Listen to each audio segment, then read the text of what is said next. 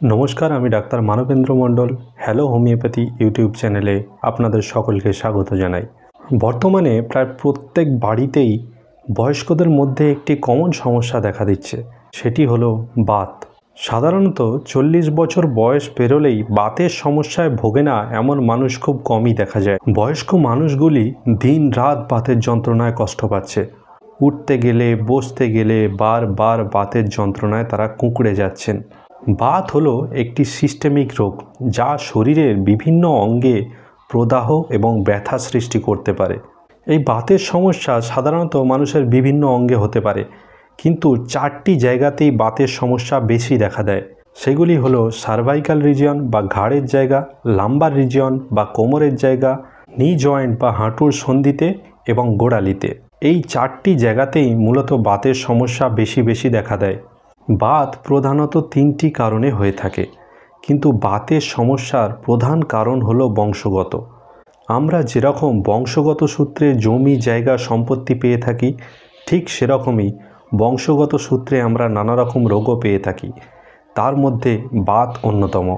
সাধারণত যাদের বংশে বাত, হাঁপানি এবং গনোরিয়া রোগের ইতিহাস আছে তাদের বংশে বাত হওয়ার সম্ভাবনা সবচেয়ে বেশি থাকে।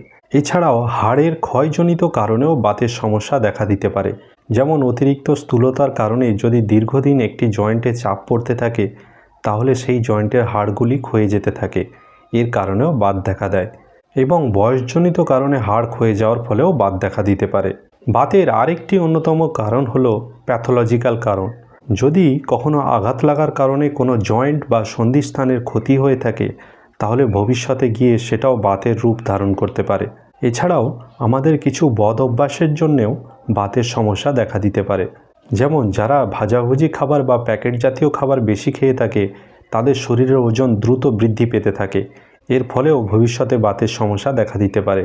আবার যারা খুব হাই হিল জুতো পরতে অভ্যস্ত তাদের শারীরিক পশ্চার ঠিক না থাকার কারণে তাদের বাতের সমস্যা দেখা দিতে পারে। এছাড়াও অতিরিক্ত ফোন ব্যবহার করার বদ অভ্যাসের কারণেও আমাদের ঘাড়ের বাত দেখা দিতে পারে। আমাদের প্রতিদিনের খাদ্যাভ্যাসের কিছু পরিবর্তন করে আমরা বাত রোগকে দূরে রাখতে পারি। তাই যে খাবারগুলি বাতের জন্য উপকারী সেই সমস্ত খাবারগুলি নিয়ে এবার আলোচনা করব। প্রথম হলো বাঁধাকপি বা ব্রোকলি। বাঁধাকপি বা ব্রোকলিতে সালফোরাফেন নামক একটি যৌগ রয়েছে যা আমাদের কার্টিলেজের ক্ষতি ধীর করতে সাহায্য করে। এই জন্য আপনাদের ডায়েটে যদি নিয়মিত বাঁধাকপি বা ব্রোকলি রাখেন তাহলে বাত রোগকে সহজেই দূরে রাখা যায়। পরবর্তী যে খাবারগুলির কথা বলবো এইগুলি হলো ওমেগা 3 বা ফ্যাটি অ্যাসিডযুক্ত খাবার, যেমন সামুদ্রিক মাছ, বাদাম, তিল, সবুজ শাকসবজি এবং টমেটো। এই সব খাবারগুলিকে যদি আমরা ডায়েটের মধ্যে রাখতে পারি তাহলে এই সব খাবারগুলি আমাদের শরীরে ওমেগা 3 এবং ফ্যাটি অ্যাসিডের চাহিদা পূরণ করবে, যার কারণে আমরা বাত থেকে দূরে থাকতে পারি। বাতকে দূরে রাখার জন্য আরেকটি গুরুত্বপূর্ণ খাবার হলো রসুন। বাতের ব্যথার ক্ষেত্রে আমরা রসুনকে দুটিভাবে ব্যবহার করতে পারি। আমরা যদি নিয়মিত সকালে খালি পেটে কাঁচা রসুন 1 কোয়া করে খেয়ে থাকি তাহলে সহজেই বাতের সমস্যা থেকে দূরে থাকা যায়। আবার এই রসুনের তেল করে যদি বাতের ব্যথাযুক্ত জায়গায় মালিশ করা যায় তাহলেও বাত থেকে নিষ্পত্তি পাওয়া যায়। এছাড়াও ভিটামিন সি যুক্ত খাবার এবং দুগ্ধজাত খাবার আমাদের হাড়কে শক্তিশালী করে তোলে, এর ফলে বাত থেকে অনেক দূরে থাকা যায়। এবার আমরা আলোচনা করব এই ধরনের বাতের সমস্যায় আমরা কি হোমিওপ্যাথি ওষুধ ব্যবহার করতে পারি। বাতের সমস্যার জন্য অনেক হোমিওপ্যাথি ওষুধ আছে, কিন্তু আজকে আমি প্রধান 5টি ওষুধের কথা উল্লেখ করব। যে ওষুধগুলির লক্ষণ আপনাদের সঙ্গে মিলবে শুধুমাত্র সেই ওষুধটি আপনারা ব্যবহার করবেন। যদি অতীতে কোনো আঘাত লাগার কারণে বর্তমানে বাতের সমস্যায় ভুগতে হয় তাহলে সেটা যত পুরনোই আঘাত হোক না কেন সেখানে আমরা আর্নিকার কথা প্রথম মনে করব। অতীতে হাড়ে বা জয়েন্টে আঘাত লাগার কারণে এখন বাতের সমস্যা হচ্ছে, এই ধরনের বাতের লক্ষণে আর্নিকা 200 2 ফোঁটা করে দিনে 2 বার কিছুদিন খেলেই এই ধরনের বাত সম্পূর্ণ সেরে যেতে পারে। পরবর্তী যে মেডিসিনটির কথা বলবো সেই মেডিসিনটির নাম হলো রাস্টক্স। শরীরের যে কোনো জায়গায় বাতই হোক না কেন, সেটা ঘাড়ে, কোমরে, হাঁটুতে বা গোড়ালিতে যেখানেই হোক না কেন, বাতের ব্যথা যদি রেস্টের সময় বাড়ে এবং হাঁটাচলা করলে বা মুভমেন্টে বাতের ব্যথা কমে যায় তাহলে আমরা রাস্টক্সের কথা প্রথম মনে করব। যেমন কোনো বাতের রোগী যদি সকালবেলা ঘুম থেকে উঠলে খুব কষ্ট পায়, কিন্তু কিছুক্ষণ হাঁটাচলা করলে তাদের এই ধরনের ব্যথা বা যন্ত্রণা কমে যায়, তাহলে রাস্টক্স 200 2 ফোঁটা করে দিনে 2 বার কিছুদিন খেতে থাকলেই এই ধরনের বাতের সমস্যা থেকে মুক্তি পাওয়া যায়। পরবর্তী যে মেডিসিনগুলির কথা বলবো, এইগুলি সাধারণত পুরাতন বাতের ক্ষেত্রে ব্যবহৃত হয়ে থাকে। আর এই মেডিসিনগুলি আপনারা 50 মিলিসিমাল পোটেন্সিতেই ব্যবহার করবেন, 200 বা অন্য কোনো সেন্টিসিমাল পোটেন্সিতে আপনারা ব্যবহার করবেন না। পরবর্তী যে মেডিসিনটির কথা বলবো, সেই মেডিসিনটির নাম হলো কস্টিকাম।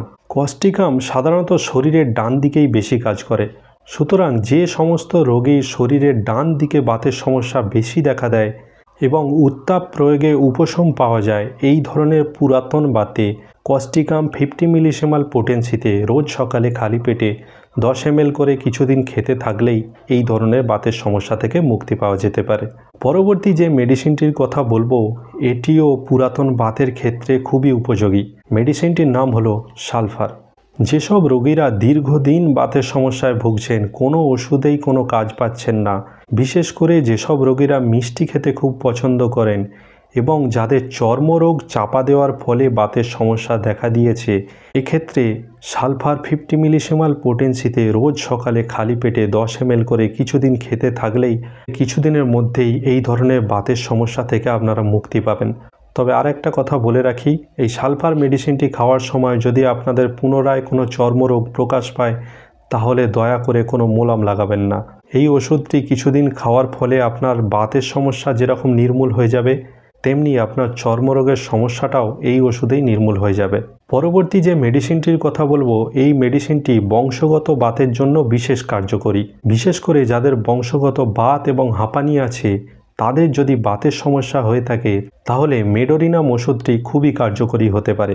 যেসব বাতে ব্যথার সঙ্গে অতিরিক্ত জ্বালাবোধ থাকে, সেই সব ক্ষেত্রে মেডোরিনাম 50 মিলিসিমাল পোটেন্সিতে রোজ সকালে খালি পেটে 10 ml করে খেতে থাকলে কিছুদিনের মধ্যে এই ধরনের বাতের সমস্যা থেকে মুক্তি পাওয়া যেতে পারে। তবে এর মধ্যে কোনো ওষুধ ব্যবহার করার আগে অবশ্যই আপনাদের কাছাকাছি কোনো হোমিওপ্যাথিক ডাক্তারের সঙ্গে একবার আলোচনা করে নেবেন, কারণ একজন হোমিওপ্যাথি ডাক্তারই পারে আপনার সম্পূর্ণ লক্ষণ মিলিয়ে একটি সঠিক ওষুধ আপনার জন্য নির্বাচন করতে। তাহলে আজকে এই পর্যন্তই। পরবর্তীকালে আবার একটি নতুন ভিডিও নিয়ে আপনাদের সামনে উপস্থিত হব।